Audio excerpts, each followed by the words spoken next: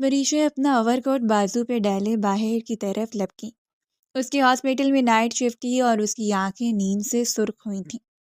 وہ taxi stand کی طرف پیدل چلتی ہوئی آ رہی تھی کہ ایک گاڑی زنٹ سے اس کے پاس آ کر رکی اور اس نے چونک کر دیکھا تو گاڑی میں موجود شخصیت نے اسے خیر مقدم مسکراہٹ سے دیکھا تو وہ بھی ہولے سے مسکراتی۔ ہائی سویٹ ہارٹ، ویٹ تو کر لیتی، میں آ ہی رہا تھا۔ وہ کان کی لو مسلتے ہوئے بولا، آپ کو پتہ بھی ہے کہ مجھے انتظار پسند نہیں، پھر بھی لیٹ پہنچے تو مجھے تو نکلنا ہی تھا نا۔ وہ گاڑی کا دروازہ کھول کر بیٹھتے ہوئے بولی، سوری۔ وہ کان پکڑ کر بولا، کیوں کھپاتی ہو خود کو اتنا؟ وہ منہ بنا کر بولا، درد دل کو چھپانے کے لیے صاحب ہم خود کو مصروف رکھے ہوئے ہیں۔ وہ پھیکے سے لہجے میں بولی اور ساتھ ہی اس کی آنکھوں کے کنارے بھیگ گئے۔ نیورولوجسٹ ہو کر آپ درد دل پہ یقین رکھتی ہیں؟ وہ اس کو چڑھاتے ہوئے بولا، نیورولوجسٹ کے پاس دل نہیں ہوتے کیا؟ ہاں بالکل نہیں ہوتے، دیکھو نا میرے پاس کب ہے؟ وہ کہتے ہوئے ہلکا سا مسکرایا۔ دل کیا چیز ہے یہ جان جاؤ گے جس دن دل لگاؤ گے، کسی سے تو محبت کو جان جاؤ گے۔ فرصت نہیں، مانا کہ آپ کو جس دن چاہو گے کسی کو اس دن فرصت ہی فرصت پاؤ گے۔ وہ دھیمے لہجے سے بولی، اوہ مس شاعرہ بس کرتے، تجھے ڈاکٹر نہیں شاعرہ ہونا چاہیے تھا۔ وہ ہاتھ جوڑے بولا، عشق نے غالب نکمہ کر دیا، ورنہ ہم بھی بندے تھے بڑے کام کے۔ وہ ہولے سے مسکراتے ہوئے بولی تو اسے گھورنے لگ گیا۔ آپ کس مٹی کی بنی ہوئی ہو؟ وہ گاڑی کو قریشی ولا کے سامنے روکتے ہوئے بولا، ڈاکٹر ابیر قریشی صاحب اندر نہیں آؤ گے؟ صدف سے مل لیتے تو اسے اچھا لگے گا۔ وہ اس کے سوال کو اگنور کرتے ہوئے بولی، نہیں، پھر کبھی آؤں گا۔ ابیر نظریں چراتے ہوئے بولا، روز کی طرح سیم ڈائلاگ؟ تم آج مجھے ایک چیز بتا ہی دو، تم صدف سے کیوں کترا رہے ہو؟ منگیتر ہے وہ تمہاری بچپن کی، جہاں تک مجھے یاد ہے کہ تم نے مجھے بتایا تھا کہ تم صدف سے محبت کرتے ہو اور اسے ظاہر بھی کرنا چاہتے ہو، مگر تم اپنی پڑھائی کمپلیٹ کرنے کے بعد کرنا چاہتے تھے۔ اب تو پڑھائی بھی کمپلیٹ ہو گئی اور انٹرنشپ بھی ہو گئی، جاب بھی شروع کر دی تم نے، پھر اب چپ کیوں ہو؟ وہ تیز لہجے میں بولی، میں اب اس کی پڑھائی کمپلیٹ ہونے کا انتظار کر رہا ہوں۔ آپ کو پتہ ہے نا کتنی نالائق ہے وہ؟ اگر میں نے اس سے محبت کا اظہار کر دیا نا تو وہ ساری پڑھائی بھول جائے گی اور میری محبت کے ڈائلاگ میں کھوئی رہے گی۔ ابیر نے کہا، اف، عجیب منطق ہے۔ وہ جلا کر بولی اور پھر اپنا بیگ اٹھا کر اندر کی جانب بڑھی۔ شکر ہے تمہیں گھر آنا یاد آ گیا، بڑی ماں تلخ لہجے میں بولی۔ میں کہیں آوارہ پھرنے نہیں گئی تھی بڑی ماں، وہ سپاٹ لہجے میں بولی۔ ہاں تم تو بی اپنی جاب پر گئی تھی، مگر تمہاری وہ جو مصیبت ہمارے گلے پڑی ہوئی ہے اس کی نرس پھر اسے چھوڑ کر چلی گئی ہے، کیونکہ اسے بار بار گن ڈالنے کی عادت پڑ گئی ہے، اور اب بھی پچھلے 2 گھنٹے سے وہ گن ڈال کر لیٹی ہوئی ہے اور پورا گھر بدبودار کر دیا تھا، تو میں نے بھی ویل چیئر پر بیٹھا کے اسے واش روم میں بند کر دیا ہے۔ وہ نفرت بھرے لہجے میں بولی۔ پریشا بنا کچھ کہے تیزی سے آئینہ بیگم کے کمرے میں آئی اور پھر واش روم کا دروازہ کھول کر وہ تیزی سے اندر داخل ہوئی تو آئینہ بیگم پریشا کو دیکھ کر رک پڑی۔ آئینہ بیگم آج سے 3 مہینے پہلے ایک ایکسیڈنٹ میں پیرالائزڈ ہو گئی تھیں، خود سے وہ کروٹ بھی نہیں لے سکتی تھیں، دن کو وہ ان کا خیال رکھتی تھی تو رات میں رضا قریشی۔ ایم سوری ماں۔ وہ تیزی سے ان کی طرف بڑھی اور ان کا ماتھا چومتے ہوئے بولی، پھر اس نے باہر نکل کر میڈ کو آواز دی اور اس کے ساتھ مل کر آئینہ بیگم کو نہلا کر کپڑے چینج کر کے وہ انہیں لے کر باہر آئی۔ تو مجھے چھوڑ کر کیوں نہیں چلی جاتی؟ آئینہ بیگم نم لہجے میں بولی۔ ماں کو چھوڑ کر کون جاتا ہے ماں؟ وہ ہولے سے بولی، جس کی سگی ماں ہو وہ تو چھوڑ کر چلا گیا تھا 5 سال پہلے۔ آئینہ بیگم نم لہجے میں بولی۔ ماں دوپہر میں کھچڑی بناؤں کہ دلیا؟ وہ ان کی بات کو انسنا کرتے ہوئے بولی، پچھلے 3 مہینوں میں تم یہ بوجھ بن کر رہ گئی ہو۔ وہ سر جھکائے بولی، ماں باپ بوجھ نہیں ہوتے، ذمہ داری ہوتے ہیں۔ پریشا نے ان کے بالوں میں کنگھی کرتے ہوئے کہا، ساس کو ماں اور ذمہ داری کوئی سمجھتا ہے، منال کا بھی تو وہی رشتہ میرے ساتھ جو تمہارا، مگر وہ تو کراہت کرتی ہے مجھ سے۔ آئینہ بیگم ٹوٹے ہوئے لہجے میں بولی، اچھا ماں چھوڑیے آپ سب کو اور آپ مجھے بتائیے کہ آپ دلیا کھائیں گی یا کھچڑی کھائیں گے؟ پریشا بچے میں یہ سب کھا کھا کر اکتا چکی ہوں۔ تو نہیں اکتائی کیا؟ میرے ساتھ تم بھی تو یہی کھاتی ہے، تو سب کے ساتھ اچھا سا کھانا کھایا کرنا۔ آئینہ بیگم بولی۔ باقی سب جو کھائیں سو کھائیں، مگر میری ماں کو بھی تو کمپنی دینے والا کوئی ہونا چاہیے نا، تو وہ میں دیتی ہوں۔ اور ویسے بھی آپ کو پتہ ہے یہ 3 مہینوں میں نے اپنے 5 kg ویٹ لوز کیا اور میں خود کو بہت زیادہ فٹ محسوس کر رہی ہوں۔ وہ مسکرا کر بولی۔ جیتی رہ، اور آج مجھے سوپ بنا کر دو، آئینہ بیگم نے کہا۔ اوکے، اب آپ لیٹو یہاں اور میں آپ کا کھانا بنا لوں، پریشا نے کہا، اور پھر اٹھ کر وہ باہر کی جانب لپکی۔ پھر سوپ بنا کر لائی اور خود بھی پیا اور آئینہ بیگم کو بھی پلایا، اور وہ برتن سمیٹنے لگی۔ اگلے دن سنڈے تھا تو پورے دن وہ بس کام میں بزی رہی تھی، اور ابھی وہ کمرے میں آئی تو اس کا موبائل رنگ کرنے لگا۔ ہیلو، اس نے کال ریسیو کرتے ہوئے کہا۔ ابیر اسپیکنگ۔ ہائے ابیر، کیسے ہو؟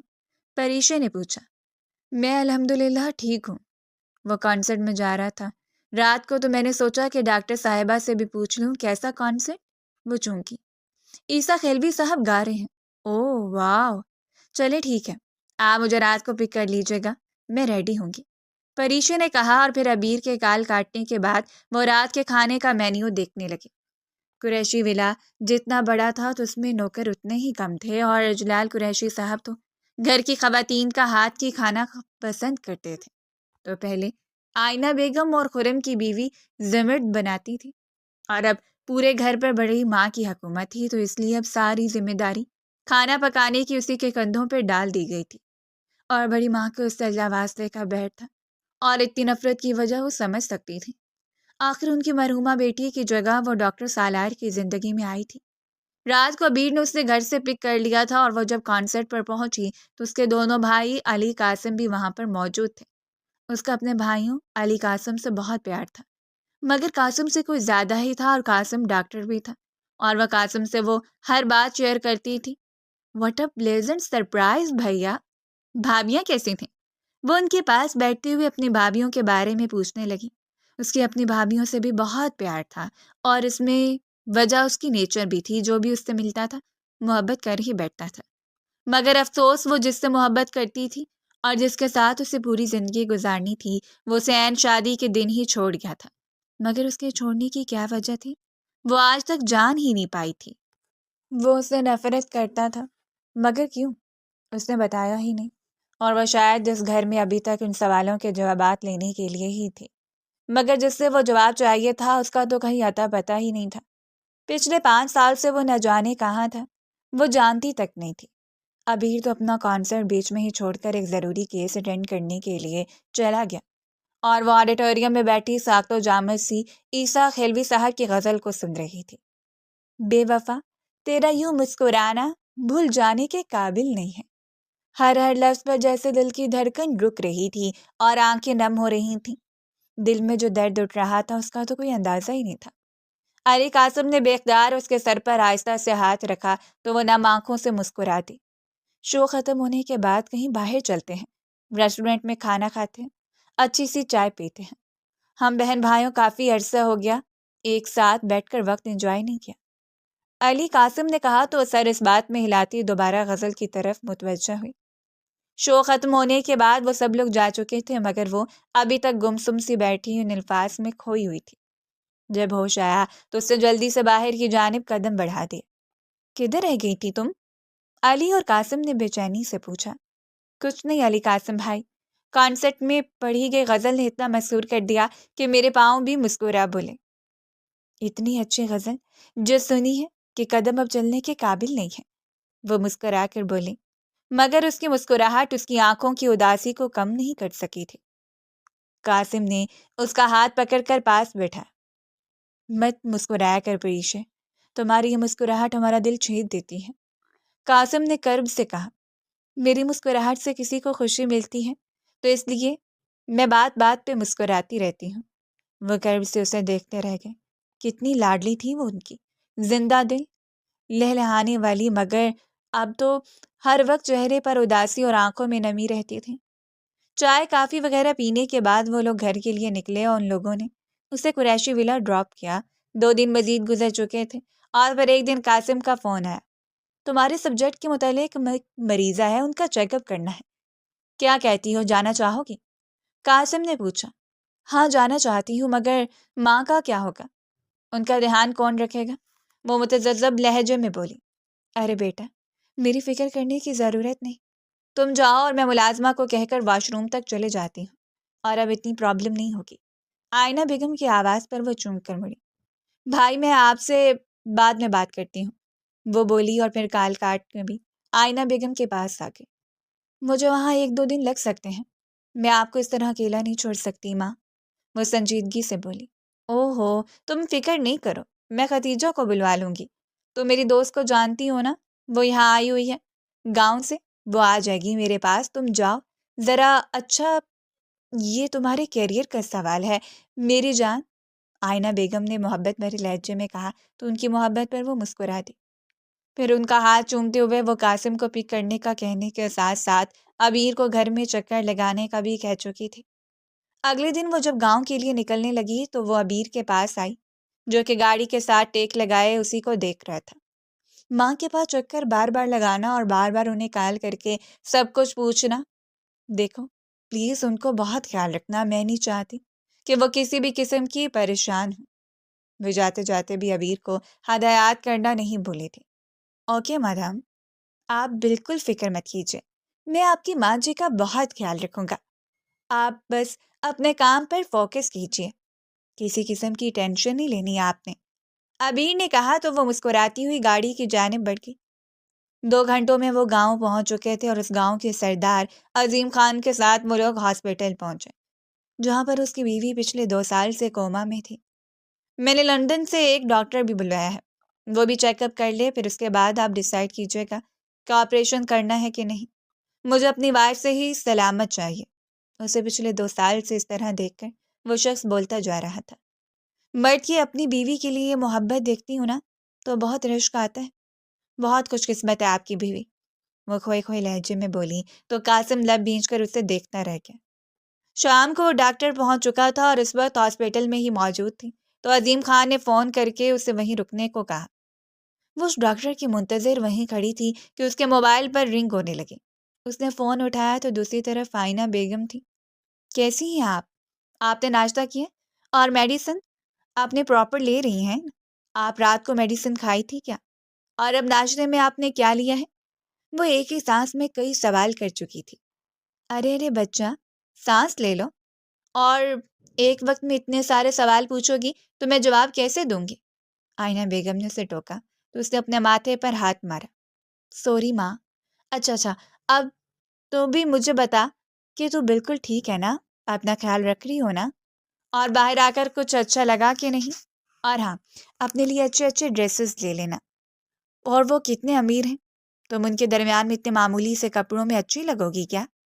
ماں، میں یہاں اپنے کام کرنے آئی ہوں، کسی فیشن شو میں نہیں آئی، اور آپ کو پتہ ہے نا کہ میں شاپنگ نہیں کرتی، مجھے بالکل پسند نہیں ہے شاپنگ کرنا، پریشا نے جلدی سے کہا۔ میرے خاطر ہی شاپنگ کر لے، آئینہ بیگم نے امید بھرے لہجے میں کہا۔ ماں، مجھے قاسم سر بلا رہے ہیں تو مجھے اب جانا ہوگا، میں آپ سے بعد میں بات کرتی ہوں نا، وہ جلدی سے ان کا دھیان بٹاتے ہوئے بولی۔ ہمیشہ کی طرح پھر سے ٹاپک بدل دیا نا تم نے، آئینہ بیگم نے دکھی لہجے میں کہا۔ ماں، دکھی مت ہوا کریں، آپ جانتی ہیں کہ میرا یہ سب کرنے کو دل نہیں کرتا، تو آپ مجھے فورس نہ کیا کریں، مجھے یہ سب بہت تکلیف دیتا ہے۔ کس کے لیے سجون سمنوں؟ جو انسان دنیا کی ٹھوکروں میں ہو تو وہ سونے کا بھی بن جائے تو ٹھوکروں میں ہی رہتا ہے ماں۔ مجھے ایسی ٹھکرائی لڑکی بد نصیب ہوا کرتی ہے، اور میرے سجنے سنورنے سے میرا نصیب بدل نہیں جائے گا۔ میں سوچا کرتی تھی ماں کہ جو میرا شوہر ہوگا نا، وہ صرف میرا ہوگا، وہ مجھ سے سب سے زیادہ پیار کرے گا، میری چھوٹی سی چھوٹی خواہش کا احترام کرے گا، میرے منہ سے ایک لفظ نکلے گا نہیں کہ اس سے پہلے پورا کرے گا۔ مگر میری قسمت دیکھیے نا کہ میں نے جو چاہا وہ مجھے ملا ہی نہیں۔ بولتے بولتے اس کی آواز بھر آ گئی۔ آئی ایم سوری، میں نے تمہیں دکھی کر دیا۔ اٹس اوکے ماں، چلے میں آپ سے رات میں بات کروں گی کیونکہ ابھی مجھے جا کر اپنی مریضہ کو دیکھنا ہے، پریشا نے کہا تو آئینہ بیگم نے خدا حافظ کہہ کر فون کاٹ دیا۔ وہ بھی اندر جانے کے لیے واپس مڑی تو سامنے سے داخل ہوتے شخص کو دیکھ کر وہ جہاں تہاں کھڑی کی کھڑی رہ گئی۔ Excuse me, side please. وہ شخص کسی سے بول رہا تھا اور دھیان موبائل کی طرف تھا۔ پریشا کو اس طرح ساکت کر دینے والا شخص کوئی اور نہیں، اس کا شوہر اور لندن کا فیمس نیورولوجسٹ ڈاکٹر سالار قریشی تھا۔ پریشے نے کانپتے ہاتھوں سے قاسم کا نمبر ملایا۔ پریشے بچہ، کدھر ہو تم؟ دوسری طرف سے قاسم نے بے چینی بھرے انداز میں پوچھا، اور اس کے انداز سے لگ رہا تھا کہ اس کی ملاقات ڈاکٹر سالار سے ہو چکی ہے۔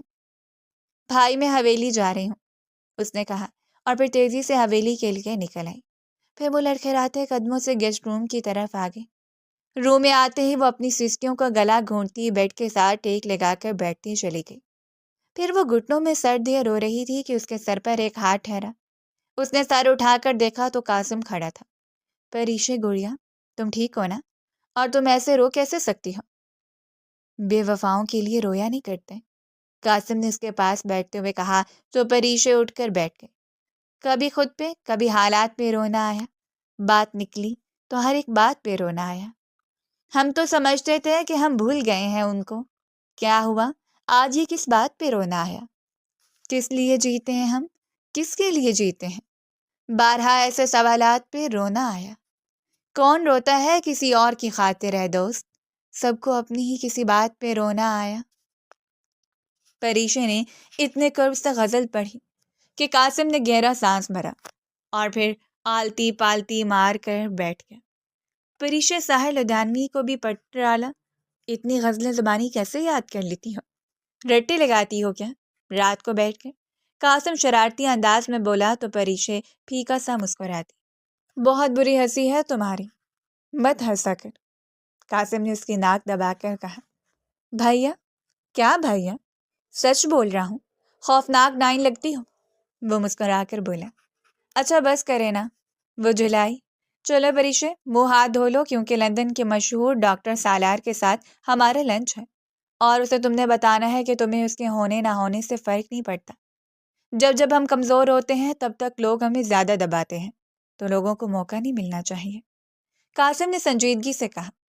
پلیز بھائی، مجھ سے نہیں ہوگا، وہ لب کاٹ کر بولی۔ 5 سال تم نے درد سہا تو اب اس درد کو چہرے پہ سجاؤ گی تو لوگ لوزر سمجھیں گے، اور یہی چیز نہیں ہونی چاہیے۔ لوگوں کو معلوم ہونا چاہیے کہ تم ایک مضبوط اعصاب کی لڑکی ہو۔ قاسم نے کہا، میں اس شخص کے سامنے کمزور پڑ جاتی ہوں۔ کیوں؟ اور اگر کمزور پڑنے لگو تو یہ سوچو کہ وہ شخص تمہیں بنا دیکھے، بنا جانے چھوڑ کر چلا گیا تھا، اس نے تمہاری پرواہ نہیں کی تو تم اس کی نہیں کرو گی۔ قاسم نے سنجیدگی سے کہا تو وہ کچھ سوچتے ہوئے سر اس بات میں ہلا کے۔ قاسم پریشے ڈرائنگ روم میں داخل ہوئے۔ وہاں موجود سب لوگ ان کی طرف دیکھنے لگے۔ قاسم نے لبوں کے ساتھ مگ لگایا کر مگن سے رپورٹس دیکھتے ڈاکٹر سالار کو دیکھا۔ پریشے نے بے بسی سے قاسم کو دیکھا۔ تم اپنے آپ کو مضبوط رکھو گی، یہی تمہاری جیت ہے، قاسم نے کہا تو پریشے نے اس بات میں سر ہلا دیا۔ Doctor John and doctor Salar, please meet my sister miss Parishay Zahra. Qasim کے تعارف کروانے پر ڈاکٹر سالار نے ایک جھٹکے سے اپنا سر اٹھا کر پریشے کو بے یقینی سے دیکھا۔ ڈاکٹر سالار کے ماتھے پر انگنت بل پڑ چکے تھے، مگر وہ جلد ہی اپنے احساسات کو چھپاتے ہوئے عظیم سے گفتگو کرنے لگا۔ پریشے بھی بنا اس کو دیکھے سامنے خالی پڑے ہوئے صوفے پر جا کر بیٹھ گئی۔ ڈاکٹر پریشے نے بھی اس کے بارے میں یہی بات کی ہے۔ وہ بھی مجھے بتا رہی تھی کہ کوئی میڈیسن اگر تبدیل کر دی جائے تو گل پناہ کے ہوش میں آنے کے چانسز بڑھ جاتے ہیں، عظیم نے اچانک کہا۔ تو ڈاکٹر سالار نے چونک کر پریشے کی طرف دیکھا۔ مسٹر عظیم، میں ایک جانا مانا نیورولوجسٹ ہوں، تو پلیز آپ مجھے اتنی چھوٹی موٹی ڈاکٹر کے ساتھ کمپیئر نہ کریں، ڈاکٹر سالار نے تلخ لہجے میں کہا۔ مسٹر قریشی، یہ بات میں نے آپ ہی کے کالم سے پڑھی تھی، تو اس لیے میں نے عظیم راجپوت صاحب سے بات کی، اور دیکھا جائے تو اس کا کریڈٹ آپ کو ہی جاتا ہے، کیونکہ میں آپ کی بہت بڑی فین ہوں، اور آپ ہی کو پڑھ کر میں نے بہت کچھ سیکھا ہے۔ زندگی کے بڑے سے بڑے سبق آپ سے حاصل کیے ہیں میں نے، پریشے نے طنز سے بھرپور اور اعتماد انداز میں کہا تو ڈاکٹر سالار حیرانگی سے اسے دیکھتا ہی رہ گیا، اور قاسم نے دل ہی دل میں اسے سراہا، کیونکہ وہ کچھ پل کے لیے خود کو کمزور محسوس کر رہی تھی، مگر مضبوطی کے ساتھ اس کا ڈاکٹر سالار سے آنکھ ملا کر بات کرنا یہ ثابت کر رہا تھا کہ وہ خود کو سنبھال چکی ہے۔ ٹھیک ہے مسٹر راجپوت، آپ کی میڈیسن آپ تک پہنچ جائے گی، اور اس کے بعد ہم دیکھتے ہیں کہ مس گلپناہ ریکوری کرتی ہیں کہ نہیں۔ میرا کام یہیں تک ہوگا، اور باقی کا کام مسٹر بخاری کا ہے، ڈاکٹر سالار نے اٹھتے ہوئے کہا۔ مسٹر سالار پلیز تھوڑی دیر بیٹھیے، بس کھانا لگ ہی رہا ہے تو کھانا کھا کر جائیے گا، عظیم راجپوت اٹھتے ہوئے بولے۔ نو مسٹر راجپوت، میں ہر ایک ایرے غیرے کے گھر سے بالکل نہیں کھانا کھاتا، اور ویسے بھی یہ میرے کھانے کا وقت نہیں ہے۔ ڈاکٹر سالار نے چپتی ہوئی نگاہوں سے پریشے کو دیکھتے ہوئے کہا۔ عظیم راجپوت نے ڈاکٹر سالار کے اتنے روکھے انداز کو بمشکل برداشت کیا۔ پھر ڈاکٹر سالار خدا حافظ کہہ کر باہر نکلا تو اس کے پیچھے لپکی۔ رکیے مسٹر قریشی، پریشے نے پکارا تو ڈاکٹر سالار کے آگے بڑھتے قدم رک گئے اور وہ پلٹ کر سنجیدگی سے اسے دیکھنے لگا۔ بات کرنی تھی آپ سے، وہ بھی بہت لازمی۔ وہ سپاٹ لہجے میں بولی، مجھے تم سے بات کرنے میں کوئی انٹرسٹ نہیں ہے۔ میری فلائٹ ہے لندن کی 3 بجے اور مجھے واپس جانا ہے۔ تمہارے ساتھ باتیں کرنے لگا تو لیٹ ہو جاؤں گا۔ وہ سرد لہجے میں بولتا واپس پلٹا۔ میری تو شکل نہیں دیکھنا چاہتے، مگر کم سے کم اس ماں کی تو دیکھتے جائیں جس نے آپ کو جنم دیا۔ مجھے امید ہے آپ کو ان کے بارے میں کچھ بتایا نہیں گیا ہوگا، اور ان سے تو کبھی آپ نے بات کرنے کی کوشش نہیں کی کیونکہ ناراض تھے ان سے۔ اپنی آخرت کو برباد مت کیجیے، دنیا تو کر ہی چکے ہیں، میری اور اپنی۔ آپ کی ماں کی نم آنکھیں آپ کی منتظر ہیں، اور پچھلے کئی مہینوں سے وہ خود چل کر واش روم تک نہیں جا پاتی۔ وہ بولتی چلی گئی اور وہ بے یقینی سے اسے دیکھنے لگا۔ جھوٹ بول رہی ہو تم، اگر ایسی کوئی بات ہوتی تو بڑی ماں مجھے ضرور بتاتی۔ وہ منہ بنا کر بولا، کل کی فلائٹ سے واپس جہاں سے آئے ہیں وہیں چلے جائیے گا، مگر آپ کی ماں کے متعلق جھوٹ بول رہی ہوں یا سچ، یہ جا کر آپ خود ہی دیکھ لیجیے، وہ تلخ لہجے میں بولی اور پھر واپس پلٹ گئی۔ ڈاکٹر سالار سر جھٹک کر جلدی سے گاڑی میں بیٹھ گیا اور گاڑی کو ایئرپورٹ کی بجائے قریشی ولا کی جانب موڑ دیا۔ وہ مسلسل 2 گھنٹے ریش ڈرائیونگ کرتا ہوا قریشی ولا کے سامنے پہنچ گیا۔ اندر کی جانب بڑھتے ہوئے اس کے قدم جیسے من بھرکے ہو رہے تھے۔ وہ اندر داخل ہوا تو سب لوگ لاؤنج میں موجود تھے۔ اسے اندر آتا دیکھ کر سب سناٹے میں آ گئے تھے۔ ڈاکٹر سالار، میری جان، سب سے پہلے بڑی ماں ہی اس کی طرف بڑھی۔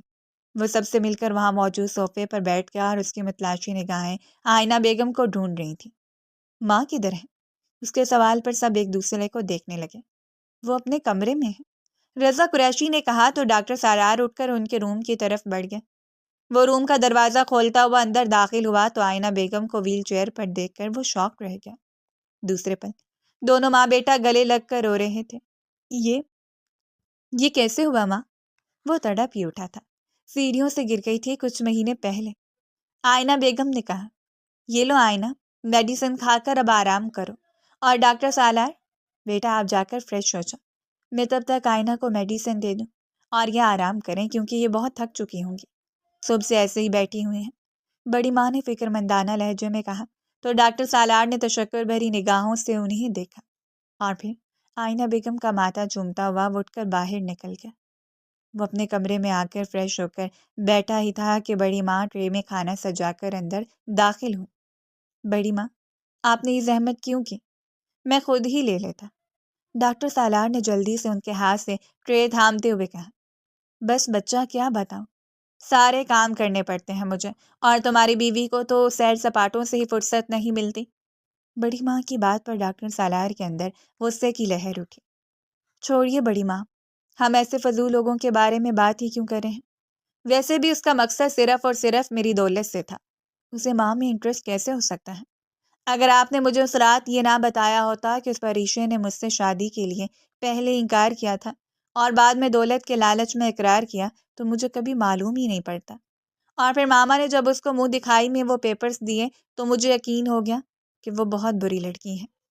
بہت نفرت کرتا ہوں اس سے، اس قدر زیادہ کہ اس کی شکل بھی دیکھنا نہیں چاہتا، ڈاکٹر سالار نے نفرت بھرے انداز میں کہا۔ اچھا، ابھی مجھے کہہ رہے تھے کہ بڑی ماں چھوڑیے، ایسے فضول لوگوں کے بارے میں بات نہیں کرتے، تو آپ خود ہی اس کا ذکر کر کے پریشان ہو رہے ہو۔ بس میرا بچہ، اس کے بارے میں بالکل نہیں سوچنا، بڑی ماں نے کہا تو اس نے اس بات میں سر ہلا دیا۔ پھر کچھ دیر بعد وہ اٹھ کر باہر آیا تو اندر داخل ہوتی پریشے کو دیکھ کر اس کے اندر آگ ہی لگ گئی تھی۔ تمہاری ہمت کیسے ہوئی یہاں قدم رکھنے کی؟ ڈاکٹر سالار نے دھاڑ کر کہا۔ سب لوگ اس کی دھاڑ سے سہم کر پریشا کی طرف دیکھنے لگے۔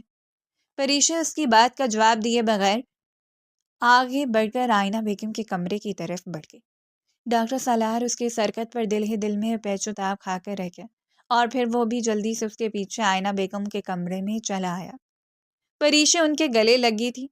تم تھوڑا سا اور آوارہ گردی کر لیتی، کسی کا کوئی ڈر اور خوف تو نہیں ہے تمہارے اندر، اور نہ ہی تمہارے اندر کسی کے لیے احساس تک ہے۔ تمہاری ماں اس حالت میں ہوتی تو کیا تم انہیں یوں چھوڑ کر جاتی؟ ڈاکٹر سالار نے اس کا بازو دبوچ کر اپنے سامنے کھڑا کرتے ہوئے کہا۔ پریشو نے ایک جھٹکے سے اپنا بازو چھڑوایا اور پھر سے آئینہ بیگم کے قدموں میں بیٹھ گئی۔ ماں بس تھوڑا ویٹ کیجیے اور میں فریش ہو کر آتی ہوں، پریشو نے ہولے سے کہا تو آئینہ بیگم نے اس بات میں سر ہلا دیا۔ آپ اس لڑکی کو کچھ بھی نہیں کہتی ماں؟ ڈاکٹر سالار نے جھلا کر کہا۔ یہ اس سے بات کرنے کا کون سا طریقہ تھا؟ اور کس لیے اس پر چلا رہے تھے؟ اور کیا حق ہے آپ کا اس پر چلانے کا؟ آئینہ بیگم نے ناگواری سے پوچھا۔ بڑی ماں نے مجھے سب کچھ بتا دیا ہے کہ یہ کیا حرکتیں کرتی پھر رہی ہے۔ ذرا برابر کسی کا لحاظ نہیں کرتی لڑکی، اور اس کو احساس ہونا چاہیے کہ آپ کو اس حالت میں چھوڑ کے نہیں جانا چاہیے تھا اس کو۔ ڈاکٹر سالار نے سر جھٹک کر کہا۔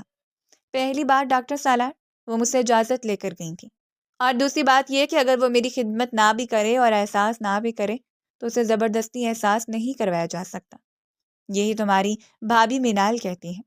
ویسے مجھے پورا یقین ہے کہ یہ پٹھیاں کس نے پڑھائی ہیں، تو 2-4 دن انتظار کرو، سب کچھ اطمینان سے دیکھو اور اس کے بعد فیصلہ کرنا کہ تمہیں سے یہ سب کہنا چاہیے کہ نہیں۔ آئینہ بیگم نے اس سے رخ پھیرتے ہوئے کہا۔ آپ میرے خلاف ہو کر اس لڑکی کا ساتھ دے رہی ہیں، کیوں؟ بیٹا، ہوں میں آپ کا، اور یہ سب لوگ جو اس گھر میں رہتے ہیں وہ آپ کے اپنے سگے ہیں، سوائے اس لڑکی کے۔ اور بڑی ماں ہمیشہ کہتی ہیں کہ اپنے مارے بھی تو چھاؤں میں ڈالتے ہیں، ڈاکٹر سالار نے جلا کر کہا۔ ڈاکٹر سالار، ایسا کرو کہ جا کر اپنی بڑی ماں سے اور بھی بہت اچھی اچھی باتیں سیکھو، کیونکہ میرے اندر صلاحیت نہیں ہے کہ میں تمہیں کچھ سکھا سکوں۔ آئینہ بیگم نے اس کے آگے ہاتھ جوڑتے ہوئے کہا تو ڈاکٹر سالار سے جھٹک کر واپس مڑ کر وہاں سے نکلتا چلا گیا۔ اب بہت ہوا بھابھی، اب میں آپ ہی کی حقیقت اپنے بیٹے پر ضرور ظاہر کروں گی۔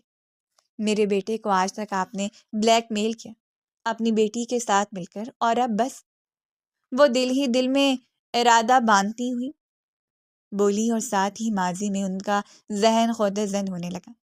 آج سے 6 سال پہلے آئینہ بیگم نے پہلی بار پریشے کو ڈاکٹر سالار جس میڈیکل کالج میں لیکچر دیتا تھا وہیں ایک اینول فنکشن میں دیکھا تھا۔ چھوٹی سی نٹکھٹ سی وہ لڑکی فرسٹ ایئر کی اسٹوڈنٹ تھی، اور آئینہ بیگم کو ڈاکٹر سالار نے پریشے کے ساتھ اسٹاف روم میں بھیج دیا۔ آنٹی جی، آپ کو کچھ چاہیے تو آپ مجھے بتا دیجیے، سر تو بہت بیزی انسان ہے، مجھے سمجھ نہیں آتی آپ کے بیٹے اتنے بیزی رہ کر کرتے کیا ہیں، مطلب ہنستے مسکراتے بھی نہیں ہیں۔ ایک بات بتائیے، آپ نے کچھ ایسا ویسا کھایا تھا کیا جب یہ پیدا ہونے والے تھے؟ اتنے سڑو کیسے ہیں؟ اس نٹکھٹ سی لڑکی نے ایک ہی سانس میں کئی سوال کر ڈالے، اور بے اختیار آئینہ بیگم ہنس پڑی۔ دیکھا، آپ بھی ہنس پڑی، سر کو بالکل بھی ہنسی نہیں آتی۔ پتہ میں جب کوئی بات کرتی ہوں تو کہتے ہیں مس خان آپ بہت زیادہ بول رہی ہیں، سو پلیز اپنے کام پر توجہ دیں۔ بندہ پوچھے اگر میں بولوں گی نہیں، سوال نہیں کروں گی تو اس زبان کا کیا فائدہ؟ اس کا میں نے اچار ڈالنا ہے کیا؟ وہ کھلکھلاتے لہجے میں بولی۔ نام کیا ہے تمہارا؟ آئینہ بیگم نے پوچھا۔ پریشے نام ہے میرا، اور سب لوگ مجھے پیار سے پری بولتے ہیں، آپ بھی مجھے پری کہہ لیجیے، نو پرابلم۔ وہ ان کے سامنے والی چیئر پر بیٹھتے ہوئے بولی۔ پھر نہ جانے وہ دنیا جہان کی کون کون سی باتیں کر رہی تھی، اور اس کی میٹھی میٹھی باتیں سن کر آئینہ بیگم جیسی فدا سی ہو گئی۔ پھر کچھ دیر کے بعد وہ اٹھ کر باہر کی جانب بڑھی کہ اچانک سے اندر آتے ڈاکٹر سالار سے زور سے ٹکرائے۔ اس سے پہلے کہ وہ گرتی، ڈاکٹر سالار نے جلدی سے اسے تھام لیا۔ مس پریشے، کبھی دیکھ کر بھی چل دیا کریں، نہ جانے آپ کی آنکھیں ہیں یا بٹن جو سامنے نظر ہی نہیں کچھ آتا آپ کو، ڈاکٹر سالار نے اپنے ازلی خروس انداز میں کہا۔ ارے کتنے بدتمیز ہیں آپ، ایک تو میں گرنے لگی تھی آپ کی وجہ سے، اور اوپر سے مجھے ہی ڈانٹ رہے ہیں۔ دیکھا آنٹی جی آپ نے، اسی وجہ سے مجھے ان کی حرکتوں سے چڑ ہے۔ اب بندے کو اتنا بھی خڑوس نہیں ہونا چاہیے کہ سوری بھی نہ کہہ سکے۔ وہ منہ بنا کر بولی۔ ریئلی؟ میں آپ کو سوری بولوں؟ غلطی سراسر آپ کی ہے، آپ کو دیکھ کر چلنا چاہیے۔ میں تو باہر سے اندر آ رہا تھا، تو مجھے کیسے پتا ہو سکتا ہے کہ آپ اندر سے آ رہی ہیں؟ ڈاکٹر سالار نے منہ بنا کر کہا۔ ریئلی ڈاکٹر سالار، یہی بات میں بھی کہہ سکتی ہوں، میں اندر سے باہر آ رہی تھی، مجھے کیسے پتا ہو سکتا ہے آپ باہر سے آ رہے ہیں؟ وہ تنک کر بولی، اور دونوں کی نوک جھونک کو آئینہ بیگم کافی زیادہ انجوائے کر رہی تھی۔ پھر وہ پیر پٹک کر باہر کی جانب بڑھ گئی۔ توبہ ہے، عجیب ہی لڑکی ہے یہ، وہ بڑھاتا ہوا آئینہ بیگم کی طرف بڑھا جو کہ مسکرا کر اسے دیکھ رہی تھی۔ میں نے تمہیں آج تک اس طرح کسی سے الجھتے نہیں دیکھا۔ سم تھنگ آئینہ بیگم نے شرارتی آنکھوں سے اسے دیکھتے ہوئے کہا۔ او مائی گاڈ، آپ کیا کیا سوچ لیتی ہیں؟ ایسا کچھ نہیں ہے، اور سوچیے گا بھی مت۔ وہ بہت چھوٹی ہے مجھ سے، اب اس 17 سال کی ہوئی اور 3 مہینے ہوئے اس کالج میں آئے ہوئے، اور ایسا کچھ ستایا ہوا ہے نا اس سے۔ جتنی یہ ذہین ہے نا اتنی زبان کی تیز۔ اف اللہ، اللہ ہی معافی دے، ایک تو بہت چھوٹی عمر ہے، دوسرا وہ بولتی بہت ہے، اسی لیے ایسا سوچیے گا بھی مت۔ اور آپ اچھی طرح سے جانتی ہیں میں ویسے بھی شادی نہیں کرنے والا، زندگی بھر۔ وہ آخر میں سنجیدہ ہو کر بولا تو آئینہ بیگم نے کوٹتے ہوئے اسے دیکھا۔ ڈاکٹر سالار ندا کو مرے ہوئے 5 سال بیت چکے ہیں۔ 25 سال کے تھے تم جب اس کی وفات ہوئی ہے، اور اب ماشاءاللہ سے 30 کے ہو گئے ہو۔ اور کب تک یہ سب چلے گا؟ زندگی اس طرح سے نہیں گزرتی۔ اور ویسے بھی تمہیں کون سا ندا سے پیار تھا؟ صرف تم اپنی بڑی ماں کی قسم کو پورا کر رہے ہو۔ کیا میں نہیں جانتی کہ تم صرف ندا کے ساتھ یہ رشتہ اس کی دیوانگی کی وجہ سے نبھا رہے تھے؟ محبت اس کی طرف سے تھی۔ تم تو کبھی اس نے شادی بھی نہیں کرنا چاہتے تھے، مگر تم نے نکاح کیا، اور نفسیاتی مریضہ نے خود اپنی جان لے لی۔ اور میں نے تو سوچا تھا چلو جان چھوٹی، مگر مجھے کیا پتا تھا وہ مر کر بھی تمہاری جان کے پیچھے ہی پڑی رہے گی۔ آئینہ بیگم کے لہجے میں بیزاری اور نفرت تھی، اور اس کی وجہ ندا کی حد سے بڑھی ہوئی نفسیاتی محبت تھی۔ اس نے ڈاکٹر سالار کو اپنی جان دینے کی دھمکی دے کر نکاح کیا تھا، اور ویسے بھی ڈاکٹر سالار بڑی ماں کی بات کبھی بھی نہیں ٹالتا تھا، اپنی ماں سے زیادہ اپنی بڑی ماں کی زیادہ کلوز تھا۔ پھر ایک دن ندا نے ڈاکٹر سالار کو ہاسپٹل چھوڑ کر اپنی سالگرہ پر آنے کو کہا، مگر ڈاکٹر سالار اس وقت ایک بہت اہم کیس ہینڈل کر رہا تھا، اور جب وہ نہیں پہنچا تو ندا نے غصے سے اپنی جان لے لی۔ بڑی ماں نے جب ندا کی خودکشی کرنے کے بعد ڈاکٹر سالار سے یہ وعدہ لیا کہ وہ زندگی بھر ندا کے نام پر جیے گا، تو اس بات پر آئینہ بیگم نے کافی ہنگامہ کیا، مگر ڈاکٹر سالار نے حتمی انداز میں کہہ دیا کہ وہ بڑی ماں کے جذبات کی قدر کرتے ہوئے کبھی شادی نہیں کرے گا، اور پھر تو وہ جیسے جینا ہی بھول گیا۔ ان کا وہ ہنسمکھ سا بیٹا 5 سال سے جیسے کبھی ہنسا ہی نہیں تھا، اور کہیں نہ کہیں وہ ندا کی موت کا ذمہ دار خود کو سمجھتا تھا، جبکہ اس کا اس میں کوئی قصور نہیں تھا۔ اسے کیا پتا تھا کہ اتنی معمولی سی بات پر ندا اپنی جان دے دے گی، مگر ندا کو شروع سے ہی نفسیاتی مسئلہ تھا اور وہ ایسی حرکتیں کر سکتی تھی، لیکن ڈاکٹر سالار جیسے فراموش کر چکا تھا۔ اسے لگا تھا کہ ندا کچھ بہتر ہو گئی ہے، مگر وقت نے اسے بتا دیا کہ وہ غلط تھا، اور اس گلٹ کی وجہ سے وہ برسوں سے گھٹ گھٹ کر جی رہا تھا، اور آئینہ بیگم اسے اس گھٹن سے نکالنا چاہتی تھی۔ وہ اس فنکشن میں آنے کے بعد بھی ڈاکٹر سالار کو اس بات پر اکساتی رہی کہ وہ پریشے میں دلچسپی لے، اور ڈاکٹر سالار جو کبھی اس بات کو سوچنا نہیں چاہتا تھا بے اختیار پریشے کو سوچنے لگا، اور یہاں تک کہ اس نے خود پھر اپنا رشتہ بھیجنے کا فیصلہ کیا۔ آئینہ بیگم نے ایک پل نہیں لگایا تھا اور اگلے دن پریشے کے گھر پہنچ گئی۔ پریشے کا تعلق ایک خوشحال گھرانے سے تھا۔ اس کے والد صاحب کی شہر میں گارمنٹس کی دکان تھی جو کہ کافی بڑی تھی، اور ان کی وفات کے بعد پریشے کے بھائی علی انہیں سنبھال رہے تھے۔ 2 بھائیوں کی اکلوتی بہن، اور یہاں تک کہ بھابھیوں کی جان تھی۔ جب آئینہ بیگم نے رشتے کی بات کی تو وہ لوگ حیرانگی سے ایک دوسرے کو دیکھنے لگے۔ دیکھیے، ہماری بہن ابھی بہت چھوٹی ہے، اور جب تک وہ میڈیکل کی پڑھائی نہیں کر لیتی ہم لوگ رشتہ نہیں کر سکتے، قاسم نے سنجیدگی سے کہا، اور پھر پریشے کو بلا کر اس رشتے کے بارے میں بتایا تو وہ آنکھیں پھاڑے بے یقینی سے انہیں دیکھ رہی تھی۔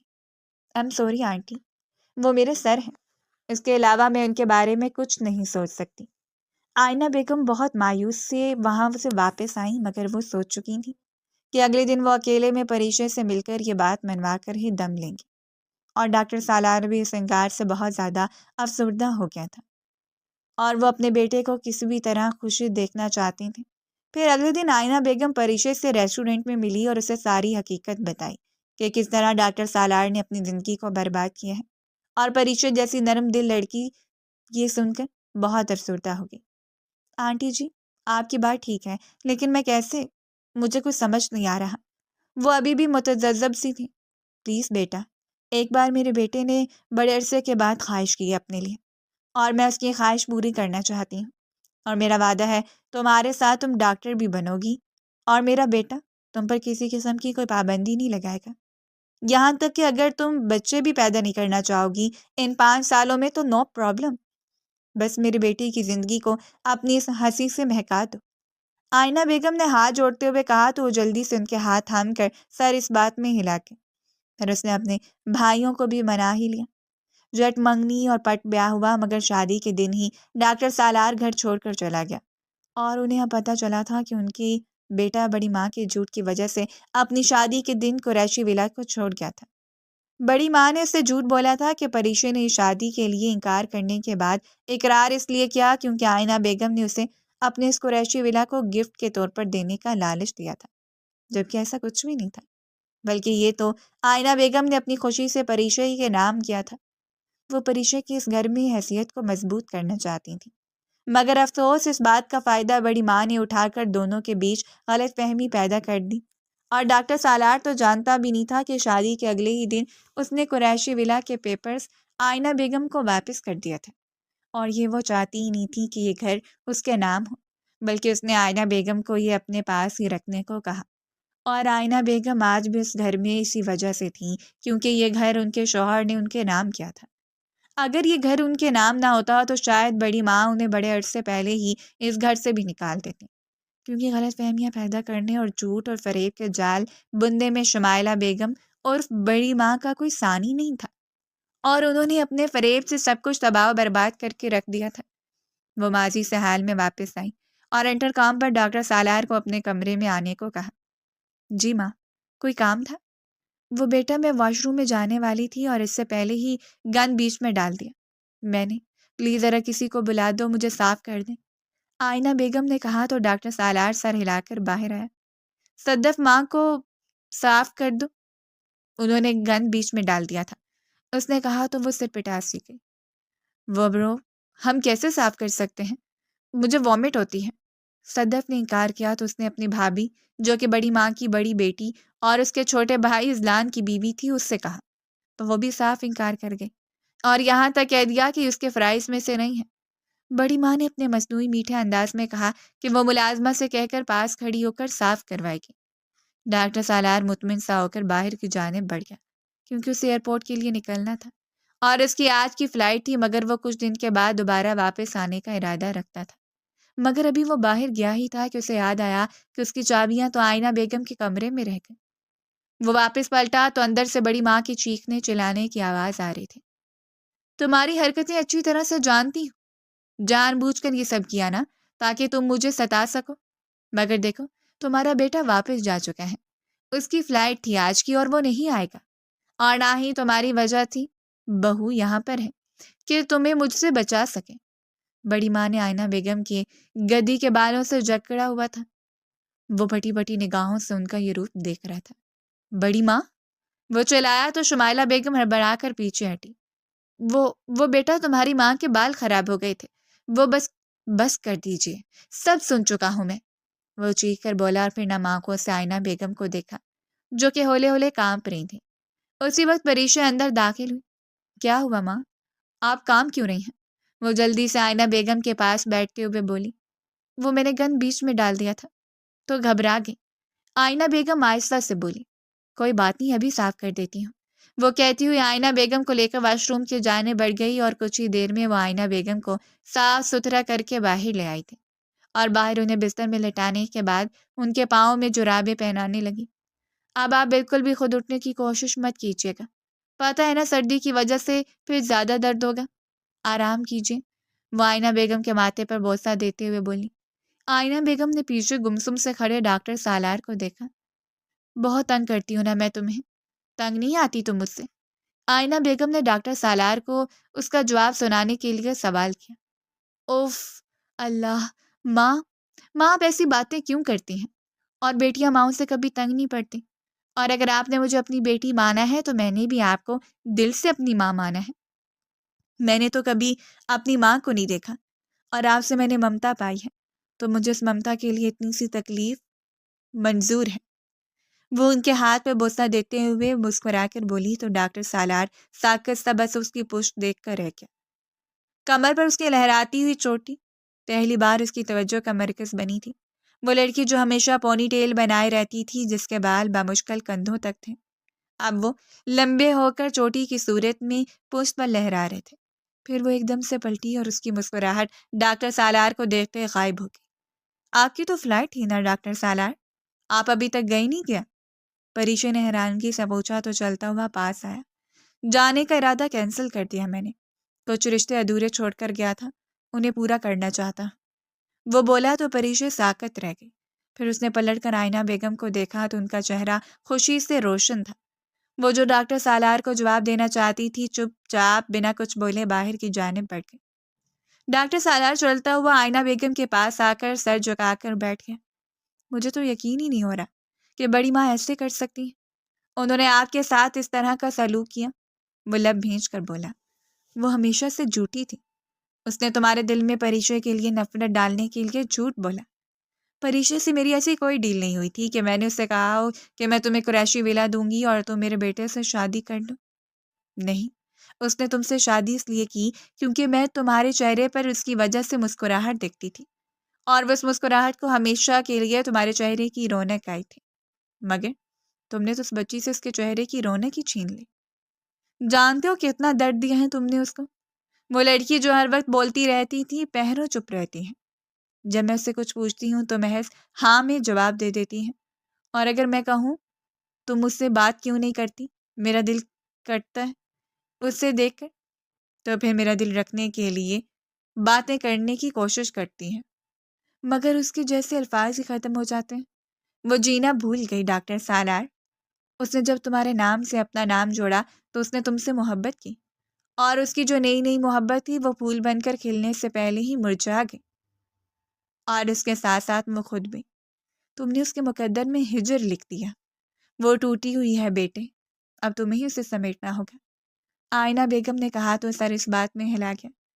پریشے ابیر کے ساتھ ہاسپٹل سے آئی تھی اور اسے زبردستی چائے کے لیے اندر لے آئی۔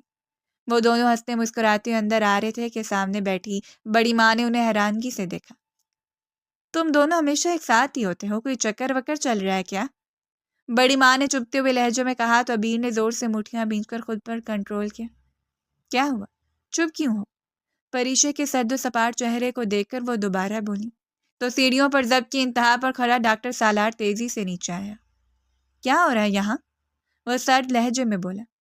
یہ تو تم اپنی بیوی سے پوچھو جو اپنی نند کے منگیتر کے ساتھ گل چھڑے۔ بس اس سے آگے ایک لفظ مت بولیے۔ وہ دھار کا بولا تو بڑی ماں نے فک چہرے سے اس کے بدلے بدلے تیور دیکھے۔ بیٹا یہ سچ ہے، ان دونوں کا ضرور کوئی چکر ہے، اور یہ دونوں ہمیشہ… بس بڑی ماں، آپ میرے ساحر کو میری بھابھی کے ساتھ بدنام کر رہی ہیں۔ شیم آن یو، میں ایسا کبھی سوچ بھی نہیں سکتا کہ ابیر اس طرح کبھی کرے گا، اور سب سے بڑھ کر بھابھی، وہ کبھی ایسا کر ہی نہیں سکتی۔ انہوں نے اس گھر کو ایک وقت دی ہے، پورے 5 سال، اور بنا کسی لالچ کے اور بنا کسی مقصد کے وہ ماما کی خدمت کرتی رہی ہیں، تو آپ ایسے کیسے کر سکتی ہیں؟ صدف نے بھی بیچ میں لقمہ دیتے ہوئے ناگواری سے کہا تو شمائلہ بیگم اور بڑی ماں بالکل ہی سٹپٹا سی گئی تھی، ان کی بازی پلٹ چکی تھی۔ آئندہ سے اگر آپ نے میری بیوی کا نام کسی غیر مرد کے ساتھ منسوب کیا تو مجھ سے برا کوئی نہیں ہوگا۔ میں آپ کا لحاظ کر رہا ہوں تو صرف اس وجہ سے کہ آپ میری بڑی ہیں۔ میں نے آپ کی باتوں میں آ کر نہ جانے کتنے لوگوں کو دکھ دیا ہے، اور یہاں تک کہ آپ کی باتوں میں آ کر میں نے اپنی بیوی کو چھوڑ دیا۔ اس کی آخری بات پر پریشے نے اپنا جھکا ہوا سر اٹھا کر بے یقینی سے اسے دیکھا، اور کچھ کہنے کے لیے اس نے لب وا کیے، مگر پھر سوچ کر زور سے لب بھینچ لی۔ پھر وہ سر جھٹک کر اپنے کمرے کی جانب بڑھ گئی، اور ڈاکٹر سالار کی نگاہوں نے اس کا تب تک تعاقب کیا جب تک وہ نظروں سے اوجھل نہ ہو گئی۔ اگلے دن بھی جب وہ ناشتہ بنا رہی تھی تو ڈاکٹر سالار نے اس کے ساتھ دیتے ہوئے صرف آئینہ بیگم اور اپنے لیے ناشتہ بنانے کا کہا، اور باقی سب کو حکم دیا کہ سب لوگ اپنا اپنا ناشتہ خود بنائیں۔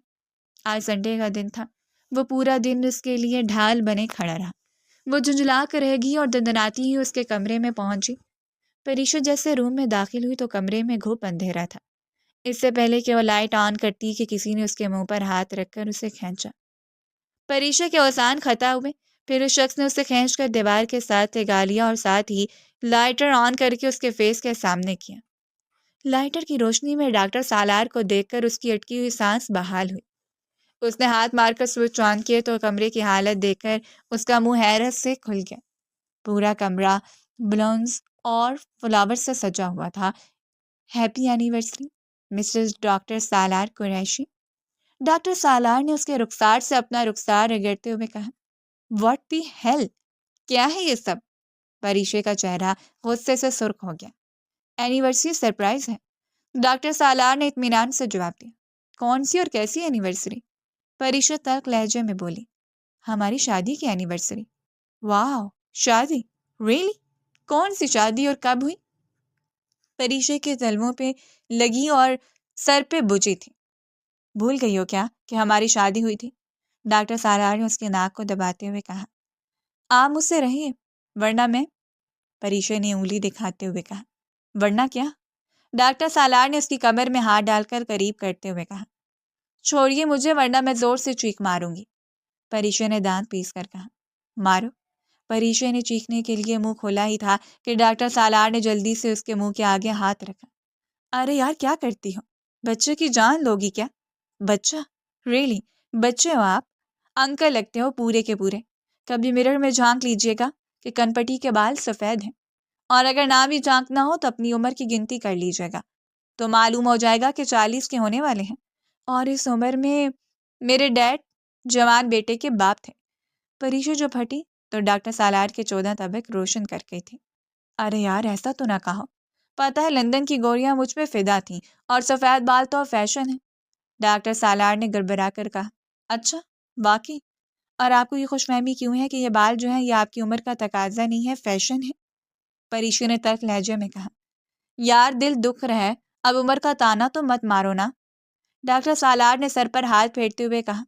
اوہ، بڑا نازک دل ہے آپ کا، پریشا نے طنزی انداز میں کہا۔ میں جانتا ہوں میں نے بہت بڑی غلطیاں کی ہیں، اور تمہیں حق ہے کہ تم مجھے معاف کرو یا نہ کرو، مگر پلیز کوئی بھی فیصلہ کرنے سے پہلے ایک بار، صرف ایک بار مجھے ایک موقع دو کہ میں تمہیں زندگی کی ڈھیروں خوشیاں دوں۔ ڈاکٹر سالار نے اس کا ہاتھ میں دباتے ہوئے کہا۔ مجھے نہ خوشیوں کی ضرورت ہے اور نہ آپ کی، سو پلیز دور رہیں مجھ سے اور میرے کمرے سے، ابھی اور اسی وقت چلے جائیں، اور اپنے فلاورز بھی اٹھا کر لے جائیے گا۔ پریشا نے غصے سے کہا۔ سوری، ڈاکٹر سالار نے 2 قدم اس کی طرف بڑھتے ہوئے کہا۔ میں نے کہا آگے مت بڑھیں اور میرے کمرے سے ابھی اور اسی وقت جائیے۔ وہ پیچھے ہوتے ہوئے چلائی۔ پریشا پلیز ایک بار بات تو سن لو، بیٹھ کے۔ ڈاکٹر سالار بے بسی سے بولا۔ مجھے آپ کی کوئی بات نہیں سننی، اور مہربانی کر کے میں کہہ رہی ہوں کہ یہاں سے چلے جائیے۔ پریشا نے کامتے ہوئے لہجے میں کہا۔ بہت ظالم ہو یار۔ ڈاکٹر سالار اس کی بے رخی پہ تڑپ اٹھا تھا، پھر اس نے آگے بڑھ کر اس کے چادر کو پھولوں سمیت اٹھایا اور اسے اکٹھا کر کے کمرے سے باہر پھینک دیا۔ میں آپ سے کوئی بدتمیزی نہیں کرنا چاہتی، تو اسی لیے آپ عزت سے مجھ سے دور ہی رہا کریں، یہی بتانے آئی تھی۔ اسے جلد ہی یاد آ گیا کہ اپنے کمرے میں نہیں، اس کے کمرے میں ہے، اور میرے لیے کسی کے سامنے کھڑا ہونے کی کوئی ضرورت نہیں ہے۔ ایک بات آپ یاد رکھ لیں، میں آپ کو کبھی معاف نہیں کروں گی۔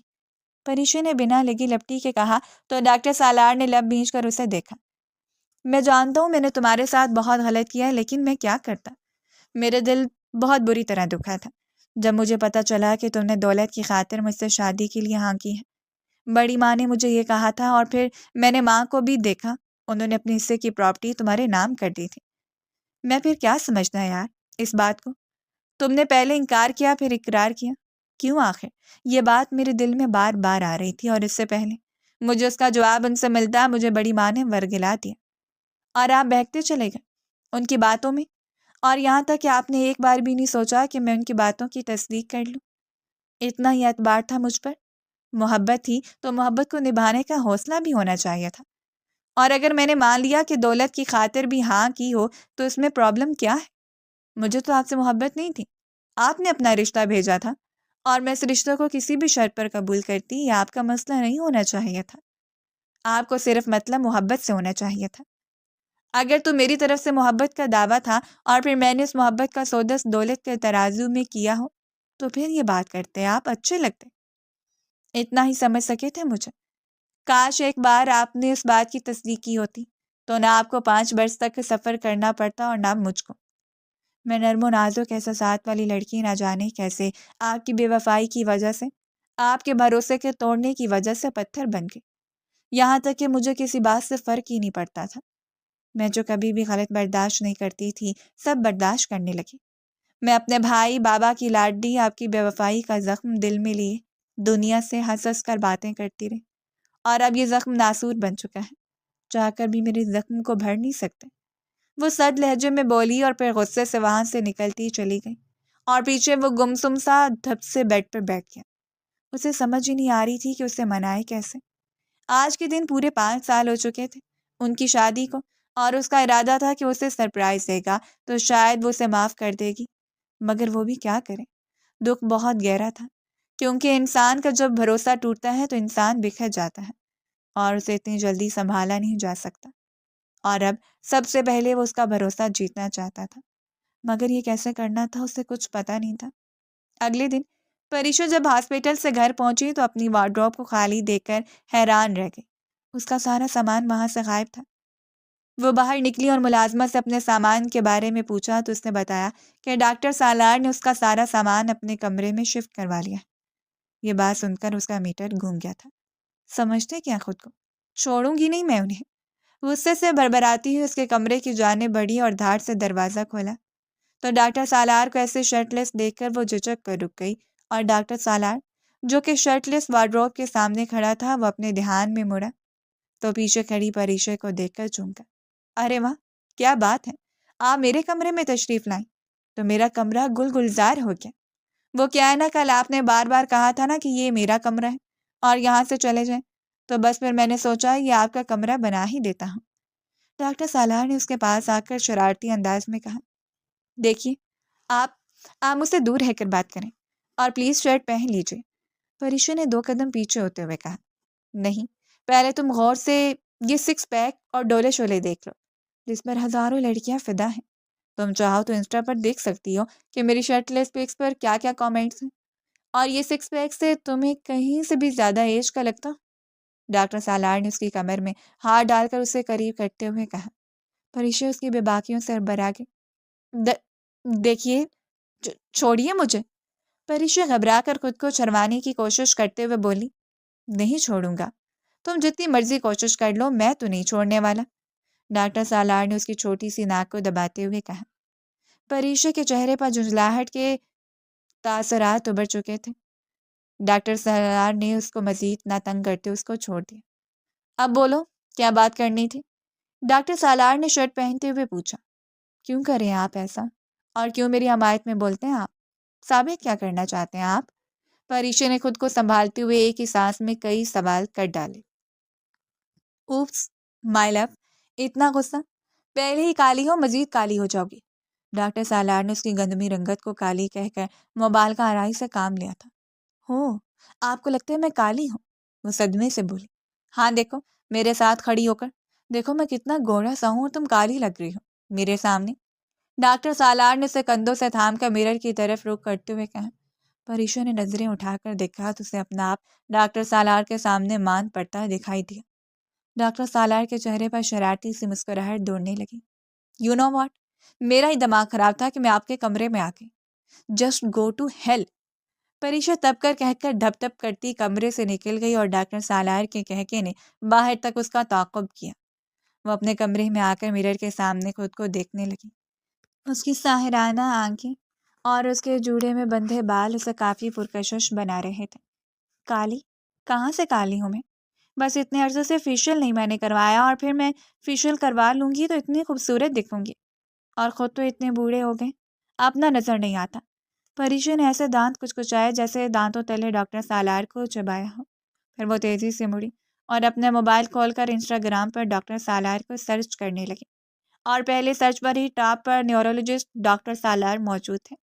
اس نے پروفائل کھول کر دیکھی تو ہر پکچر شرٹ لیس تھی۔ پریشا جیسے جیسے دیکھتی گئی اس کا چہرہ غصے سے سرخ ہو چکا تھا۔ اف، کتنے بے شرم ہیں یہ۔ خیر مجھے کوئی فرق نہیں پڑتا ان کے بے شرم ہونے سے، پریشا نے تب کر خود سے کہا، اور موبائل بند کر کے بیڈ پہ اچھال کر وہ سونے کے لیے لیٹ گئی، مگر نیند آنکھوں سے کوسوں دور تھی۔ بار بار آنکھوں کے سامنے وہی منظر آ رہا تھا۔ اتنی زیادہ پکس، وہ بھی شرٹ لیس، مطلب ڈاکٹر ہے یا پھر کوئی ماڈل؟ حد ہو گئی۔ وہ سخت جھنجھلائی ہوئی سی تھی کہ اس کے موبائل پر ابیل کی کال آنے لگی۔ اچھا سنو، وہ مجھے صدف کو لے کر کہیں باہر جانا ہے، اس کی برتھ ڈے ہے تو ممانی سے اجازت لے دیں آپ۔ دوسری طرف سے ابیر نے پوچھا، وہ جو پہلے ہی تپی ہوئی بیٹھی تھی جھنجھلا کر سیدھی ہوئی۔ میں نہیں کر رہی، آپ خود کر لیجیے، وہ تپ کر بولی۔ ارے کیا ہوا، غصہ کیوں کر رہی ہیں؟ ابیر نے حیرانگی سے پوچھا۔ میں کالی لگتی ہوں کیا یار؟ ایسے کیسے کر سکتے ہیں؟ مطلب آپ کو پتہ ہے مجھے میری ایک فسادن کزن بھی یہی کہتی تھی۔ وہ تو کہتی تھی کہ تم تو پٹھان فیملی کی نہیں لگتے، مجھے لگتا ہے کہ تمہیں باہر سے کہیں اٹھایا گیا ہے۔ وہ دانت پیس کر بولی۔ ہاں ہاں ہاں، آپ کو کس نے کالی کہہ دیا؟ ویسے جس نے بھی کہا ہے نا، اس کا ٹیسٹ بہت گندا ہے۔ اس کو شاید پتہ نہیں ہے کہ یہ جو اسٹیج جیسی گندمی رنگت ہے نا، یہ حسن کو چار چاند لگاتی ہے۔ آج تک آپ نے جتنی بھی مس ورلڈ دیکھی ہیں، کبھی دیکھا ہے کہ وہ بہت زیادہ گوری چٹی ہوں؟ اس لیے جس کسی نے بھی کہا ہے نا، اس کان سے سنیے، دوسرے سے نکال دیجیے۔ ابیر نے اسے حوصلہ دیتے ہوئے کہا۔ خیر یہ تو میرا دل رکھنے کے لیے کہہ رہے ہیں، ورنہ مجھے اچھی طرح سے پتا ہے کہ کہے تو وہ ٹھیک ہی رہا تھا۔ پتہ بالکل کالی لگ رہی تھی ان کے سامنے۔ وہ منہ بسور کر بولی تو دوسری طرف ابیر پھر کہکا لگا کر ہنس پڑا۔ اچھا بتائیں نا، آئینہ ممانی سے پوچھ کر صدف کو میرے ساتھ بھیج دیں۔ وہ دوبارہ سے اپنے مقصد کی طرف آیا۔ تمہیں پتہ ہے نا ماں نہیں مانیں گی۔ اچھا میں ایک کام کرتی ہوں، پھر بھی پوچھ لیتی ہوں، پھر بتاتی ہوں، وہ بولی، اور پھر گہرا سانس بھر کر آئینہ بیگم کے روم کی طرف بڑھ گئی، اور انہوں نے اس بات پر انہیں اجازت دی کہ وہ خود ڈاکٹر سالار کے ساتھ صدف کو لے کر جائے گی۔ یہ بھلا کیا بات ہوئی؟ وہ سرپرائز دینا چاہتا ہے اسے۔ وہ سخت جھنجھلا سے گئی۔ ہاں تو کوئی بات نہیں، وہ دے سرپرائز، مگر تمہارے سامنے۔ تمہیں پتہ تو ہے میں ذرا پرانے خیالات کی ہوں، مجھے یہ سب پسند نہیں۔ آئینہ بیگم نے ضدی انداز میں کہا تو اس نے ساتھ جانے کی حامی بھر لی۔ جس جگہ پر ابیر نے اس کے لیے سرپرائز پلان کیا تھا، صدف کو وہاں چھوڑنے کے بعد ڈاکٹر سالار اور وہ گاڑی میں ہی لانگ ڈرائیو پہ نکل گئے۔ ڈاکٹر سالار گاڑی چلاتے ہوئے گاہے بگاہے موبائل پر مصروف پریشے کو دیکھ رہا تھا۔ یار اتنے ہینڈسم شوہر کے پاس ہونے کے باوجود تو موبائل میں گھسی ہوئی ہو، ڈاکٹر سالار نے جل کر کہا۔ ایکسکیوز می، کون شوہر ہونے کا حق کب ادا کیا آپ نے؟ پریشا نے تلخ لہجے میں کہا۔ اوہ، تو ڈاکٹر پریشا کو اپنے شوہر سے حق چاہیے۔ آپ تو حکم کیجیے اور پھر دیکھیے گا کہ یہ بندہ ناچیز آپ کو کیا کیا حق دیتا ہے۔ ڈاکٹر سالار نے گاڑی روک کر اس کی طرف جھکتے ہوئے معنی خیز انداز میں کہا۔ اوف، ہر بات میں بے شرمی لازمی لانی ہوتی ہے کیا؟ وہ جذب ہوتے ہوئے بولی۔ ان کو چھوٹی چھوٹی گستاخیاں کہتے ہیں، اور یہ محبت کی گستاخیاں ہیں، انجوائے کیجیے انہیں۔ ڈاکٹر سالار نے آنکھ دبا کر کہا۔ پلیز مجھے معاف رکھیے اور گھر کی طرف چلیے، کیونکہ مجھے بہت نیند آئی ہے۔ پریشا نے اپنے دل کی دھڑکن کو قابو کرتے ہوئے جھلا کر کہا۔ کچھ کھا کے چلتے ہیں؟ نہ یار، چلو میں تمہیں اپنی فیوریٹ جگہ پر کافی پلاتا ہوں۔ مجھے کافی پسند نہیں ہے، پریشا نے ناگواری سے اسے ٹوکا۔ ریئلی؟ تمہیں کافی پسند نہیں ہے اور یہ بات مجھے تم آج بتا رہی ہو؟ یار، ڈاکٹر سالار نے تیز لہجے میں کہا۔ آج بتا رہی ہوں کا کیا مطلب ہے؟ آپ میرے پاس تھے ہی کل کہ میں آپ کو اپنی پسند اور ناپسند کے بارے میں بتاتی۔ پریشا تلخ ہوئی۔ ڈاکٹر سالار اس کی بات پر شرمندہ ہو گیا۔ آئی ایم سوری یار، ڈاکٹر سالار نے لب کاٹتے ہوئے کہا۔ مجھے آپ کی سوری کی کوئی ضرورت نہیں ہے، باہر میں جائے آپ کی سوری۔ پلیز آپ گاڑی کو گھر کی طرف موڑیے، مجھے جا کر آرام کرنا ہے، میں صبح سے بہت زیادہ تھک چکی ہوں۔ پریشا نے ڈھیروں آنسو اپنے حلق میں اتارتے ہوئے ہموار لہجے میں کہا۔ پریشا یار، آئی ایم سوری، تم مجھ پر چلانا چاہتی ہو تو تم چلا لو، مگر خود کو اس طرح تکلیف مت دو، مجھ سے برداشت نہیں ہو رہی تمہاری تکلیف۔ ڈاکٹر سالار نے اس کا ہاتھ تھام کر ڈبوں سے لگاتے ہوئے کہا۔ پریشا کو اس کے لمس سے جھٹکا لگا اور اس نے اپنا ہاتھ اس کے ہاتھ سے کھینچا اور دروازہ کھول کر گاڑی سے باہر نکل کر کھلی فضا میں گہرے سانس لینے لگے۔ ڈاکٹر سالار بھی اپنی طرف کا دروازہ کھول کر باہر نکل کر اس کی طرف آ گیا۔ پریشا اس کے پکارنے پر پریشا نے آنسو بھری نگاہوں سے دیکھا تو ڈاکٹر سالار کو اپنا دل پھٹتا ہوا محسوس ہوا۔ ان آنکھوں میں کیا نہیں تھا؟ غصہ، شکوے، گلے۔ ڈاکٹر سالار نے بےتاب ہو کر اپنے لب اس کی آنکھوں پر رکھ دیے۔ وہ اس کے لمس سے پتھر کی بن چکی تھی۔ I am sorry, bar bar sorry, جب تک میری سانسیں ہیں تب تک سوری، اس دل کی ہر دھڑکن کے ساتھ سوری۔ ڈاکٹر سالار نے ساکت کھڑی پریشا کا ہاتھ اپنے سینے پر رکھتے ہوئے کہا۔ Sorry, sorry, really? ڈاکٹر سالار، صرف سوری؟ صرف آپ کے سوری کہنے سے میرے 5 سال سے ناسور بنے ہوئے زخم بھر جائیں گے؟ اس کا گریبان مٹھی میں دبوچ کر روتے ہوئے بولی۔ میں تمہارے ہر زخم پر پیار کا مرہم لگاؤں گا پریشا، آئی ہیٹ یو۔ وہ اپنے ہاتھ زور سے اس کے سینے پہ مارتے ہوئے بولی، آئی لو یو۔ ڈاکٹر سالار نے اس کا چہرہ ہاتھوں کے پیالے میں بھرتے ہوئے بے قراری سے کہا، آئی ہیٹ یو۔ وہ بار بار دہراتے ہوئے روتی ہوئی زمین پر بیٹھ گئی اور ڈاکٹر سالار اس کی ہر آئی ہیٹ یو کے بعد اسے آئی لو یو بولتا چلا گیا۔ پھر اس کے زمین پر بیٹھنے پر وہ بھی ساتھ ہی بیٹھ گیا۔ لو یار، میں کان پکڑ کر سوری بولتا ہوں تم سے۔ ڈاکٹر سالار نے اس کے کان پکڑ کر شرارتی انداز میں بولا۔ وہ مزید رونے لگ گئی۔ ڈاکٹر سالار نے آگے بڑھ کر اسے اپنے ساتھ لگا لیا۔ پھر جب اس کا دل کا غبار ہلکا ہوا تو اٹھ کر کھڑی ہو گئی۔ مجھے گھر جانا ہے، وہ سنجیدہ لہجے میں بولی۔ ڈاکٹر سالار نے سر اس بات میں ہلا کر گاڑی کا دروازہ کھول کر اسے فرنٹ سیٹ پر بٹھایا اور پھر خود دوسری طرف آ کر ڈرائیونگ سیٹ پر بیٹھ گیا۔ گاڑی جب قریشی ولا کے سامنے رکی تو پریشا جلدی سے باہر نکلی تھی کہ اس کا پاؤں مڑا اور اس کی ہلکی سی چیخ نکلی۔ ڈاکٹر سالار تڑپ کر باہر نکلا اور تیزی سے اس کی طرف بڑھا۔ کیا ہوا؟ پاؤں مڑ گیا ہے، وہ تکلیف نے انداز میں بمشکل بولی۔ اف پریشا یار، کس چیز کی جلدی تھی تمہیں؟ آرام سے نکل جاتی یار، ڈاکٹر سالار نے کہا۔ میں ٹھیک ہوں، آپ کو میری فکر کرنے کی کوئی ضرورت نہیں ہے۔ تو پھر کس کی فکر کروں، تم ہی بتا دو، مجھے ڈاکٹر سالار نے تب کر کہا اور پھر اسے گود میں اٹھا لیا۔ یہ آپ کیا کر رہے ہیں؟ اتاریے مجھے نیچے، پریشا نے احتجاج کیا۔ توبہ ہے پریشا، کتنا چیختی ہو تم، ڈاکٹر سالار نے کہا اور پھر اسے روم میں لے کر آ کے بیڈ پہ لٹا دیا۔ مجھے اپنے کمرے میں جانا ہے، وہ اٹھنے کی کوشش کرتے ہوئے تب کر بولی۔ یہ بندہ ناچیز بھی آپ کا ہے اور یہ کمرہ بھی، ڈاکٹر سالار نے اسے دوبارہ لٹاتے ہوئے کہا اور پھر اس کا پاؤں گود میں رکھ کر دیکھنے لگا۔ میرا ایک دوست ہے آرتھوپیڈک سرجن، اسے ہی دکھانا پڑے گا کیونکہ تمہارا پاؤں سوج چکا ہے، ڈاکٹر سالار نے اس کا پاؤں کا بغور معائنہ کرتے ہوئے کہا۔ خیر، اب میں تمہیں ایک پین کلر دیتا ہوں، فی الحال کے لیے وہ استعمال کرو اور میں ڈاکٹر سے رابطہ کرنے کی کوشش کرتا ہوں، اور ابھی شاید وہ سویا ہوا ہوگا تو اب یہی ہوگا کہ صبح کے ٹائم ہی اسے دیکھا جا سکتا ہے، ڈاکٹر سالار نے کہا اور پھر باہر نکل گیا۔ کچھ دیر بعد وہ ٹرے میں دودھ اور میڈیسن لے کر اندر داخل ہوا۔ چلو جلدی سے میڈیسن منہ میں رکھو اور اس کے اوپر دودھ کا گھونٹ گھونٹ پی جاؤ۔ میں دودھ نہیں پی سکتی، پریشا نے اسے جھنجلا کے جواب دیا۔ چپ کر کے دودھ پی لو ورنہ تھپڑ مار کر بھی پلا سکتے ہیں، ڈاکٹر سالار نے سلمان خان کی مووی کے سین کو اپنے انداز میں کہا تو پریشا نے جھلا کر رخ پھیرا۔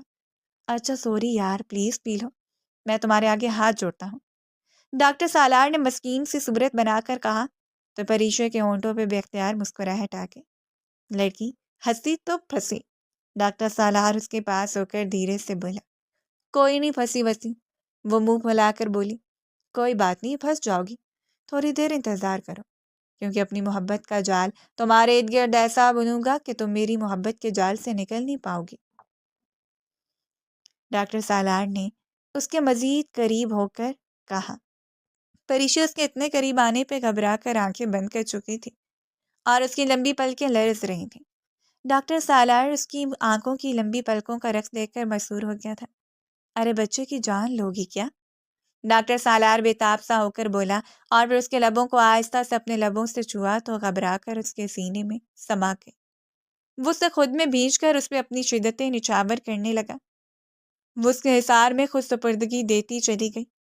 اس کے زخمی دل پہ وہ اپنی محبت کا مرہم رکھتا اسے بار بار سوری کرتا جا رہا تھا اور وہ اسے معاف کرتی پرسکون سی ہو چکے تھے، اور آنے والے دنوں میں سالار نے اس پر اپنی محبت کی انتہا کر دی تھی۔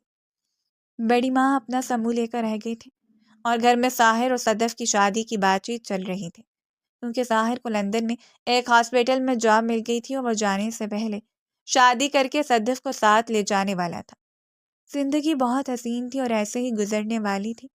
غلطیاں ہر انسان سے ہوتی ہیں، مگر اصل انسان وہی ہے جو غلطیوں کو سدھارنا جانتا ہو۔ جو اپنی غلطیاں جان کر بھی ڈٹا رہتا ہے وہ سب کچھ کھو دیتا ہے۔